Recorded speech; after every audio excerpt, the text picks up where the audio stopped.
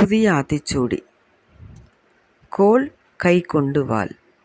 அது என்ன கோல் கை கொண்டு வாள் அப்படின்னு ஒரு கேள்வி நமக்குள்ள வரும். நேர்மையாக இருக்கணும், தராசு தட்டு போல் இருக்கணும் அப்படின்றாங்க.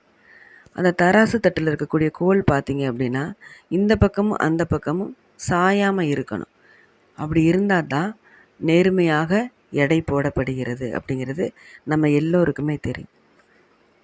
இந்த சமுதாயத்தில் எந்த ஒரு இதுலையுமே நம்ம எனக்கு தெரிஞ்சவன், எனக்கு பிடிச்சவன், இந்த குடும்பம் எனக்கு நல்லா பரிச்சயம் அப்படின்னு சொல்லிட்டு தான் நிறைய பேர் நடந்துக்குவாங்க. சரி தவறு அப்படின்னு முடிவெடுக்கக்கூடிய ஒரு நேரத்தில் நேர்மையாக தான் நடந்துக்கணும். நம்ம சொல்லக்கூடிய அந்த தீர்வு சரிசமமாக இருக்கணும். தெரிஞ்சவன் அறிஞ்சவன்னு சொல்லிட்டு பாகுபாடு பார்க்கவே கூடாது அப்படின்னு சொல்லி இந்த இடத்துல சொல்கிறாங்க பாரதியார். நீதியை நிலைநாட்டுவதை மட்டும்தான் நம்மளோட கையில் எடுத்துக்கணும். நம்ம மனசுக்குள்ள முழுக்க நீதியை சொல்லக்கூடியதாக மட்டும்தான் இருக்கும். இப்போ 2 பேர் ஒரு சிக்கலோடு வர்றாங்க, நம்மக்கிட்ட ஒரு தீர்வு கேட்டு வர்றாங்க அப்படின்னா அந்த தீர்வு நேர்மையாக தான் சொல்லணும்.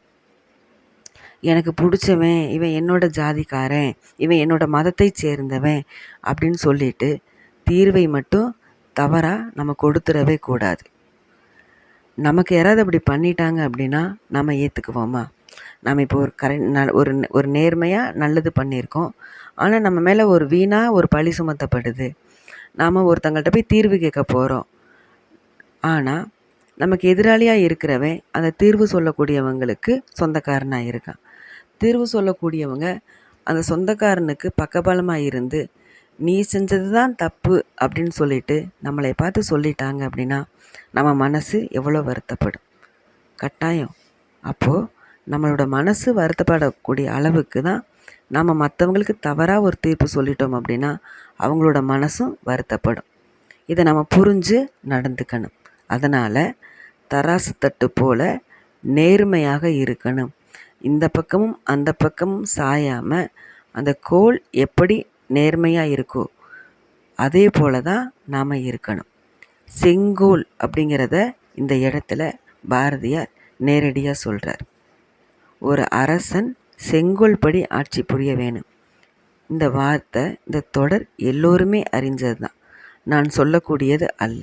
அப்போது சாதாரணமான ஒரு மனிதனாக இருந்தாலும் பரவாயில்ல, ஒரு நாட்டையே அரசாளக்கூடிய ஒரு அரசனாக இருந்தாலும் பரவாயில்ல, மாபெரும் தலைவர்களாக இருந்தாலும் பரவாயில்ல, நேர்மையான வழியில் தான் செய்ய வேண்டும். எந்த ஒரு செயலையுமே செய்ய வேண்டும், அதன்படி நடக்க வேண்டும் அப்படிங்கிறத தான் இந்த இடத்துல பாரதியார் கோல் கை கொண்டு வாள் அப்படின்னு சொல்லி இந்த இடத்துல சொல்கிறாங்க.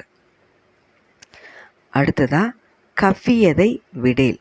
கவ்வியதை விடேல் அப்படிங்கிறது என்ன அப்படின்னா, நமக்கு கிடைச்ச நல்ல சொல்லாகட்டும், நல்ல செயலாகட்டும், இல்லை நல்ல மனிதராகட்டும் அவங்கள விட்டுறவே கூடாது. நம்ம கைக்குள்ளே பொத்தி பொத்தி வச்சுக்கணும். நல்ல சொல், அழகான சொல், இனிய உளவாக திருவள்ளுவர் சொல்லியிருக்கார். நல்ல சொற்கள் நிறைய இருக்குது, அதை நம்ம பிடிச்சி வச்சுக்கணும். ஆகாத சொற்கள் நிறைய இருக்குது, அதை விட்டுட்டு நல்ல சொற்களை நம்ம பிடிச்சு வச்சுக்கிட்டு அந்த சொற்களை மட்டும்தான் நாம் பேசணும். அதே போல் நல்ல மனிதர், ஒரு நல்ல மனிதர் நம்ம வாழ்க்கையில் கிடச்சிட்டாங்க அப்படின்னா அவங்கள ரோல் மாடலாக நாம் பின்பற்றணும். நல்ல செயல், மோசமான செயல்கள் இந்த சமுதாயத்தில் மலிந்து கிடக்கும்போது நல்ல செயல்கள் நிறைய இருக்குது, அதை நாம் ஃபாலோ பண்ணணும். அவன் செய்கிறான், அவன் வாழ்க்கையில் நல்லா இருக்கான், அவனுக்கு என்ன வந்துருச்சுது, அவன் எவ்வளோ மோசமான செயல்கள் செஞ்சாலும் அவன் நல்லா தானே இருக்கான் அப்படின்னு சொல்லிட்டு அதை நாம் ஃபாலோ பண்ணவே கூடாது. என்றைக்குமே நாம் செய்கிற நல்லதுக்கு 3 மடங்கு நல்லது மறுபடி நமது வாழ்க்கையில் கிடைக்கும். நாம் செய்கிற கெடுதலுக்கும் 3 மடங்கு கெடுதல் நமது வாழ்க்கையில் திரும்ப கிடைக்கும்.